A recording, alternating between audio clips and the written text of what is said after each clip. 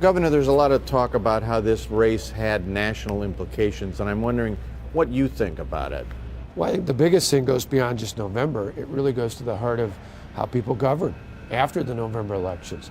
I think the message voters sent for Wisconsin across the country and around the globe was voters are serious when they say they want their leaders to take on tough decisions.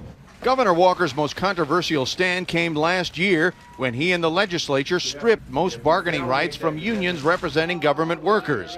It sparked huge protests, but exit polls of voters on Tuesday showed half the state agreed with him. You know, you stood up to liberals, you stood up to labor unions, you stood up to big government types. Is there a lesson for Governor Romney in that philosophy? Oh, I think so. Again, I think people across America, certainly in my state, understand that America's at a tipping point and that we can't sustain the kind of unprecedented growth we have right now in the federal government. And if the governor were to come in and talk specifically about what he's going to do, the risk he's willing to take to turn the country around, I think that would be compelling. Huge sums of money flowed into the state to support both sides in the election.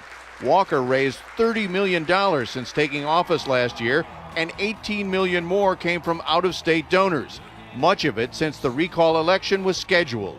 How do you assure people that you are not beholden to these interests from out of state that poured money into your campaign? Well, in our case, in the last report we showed, more than 70% of our donations came from people who gave us $50 or less. Do you think you could have won without the financial assistance that you got? I don't know. I mean, I think you've been raising money since you took office, really. Yeah, well, and I think part of it is people look back to last February.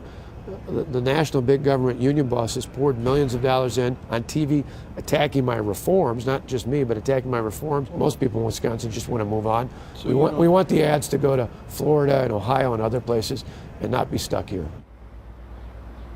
The governor also told us he felt a certain percentage of voters was simply opposed to recall elections. And Scott, our exit polls found that 60% of them believe recall elections should occur only in cases of official misconduct.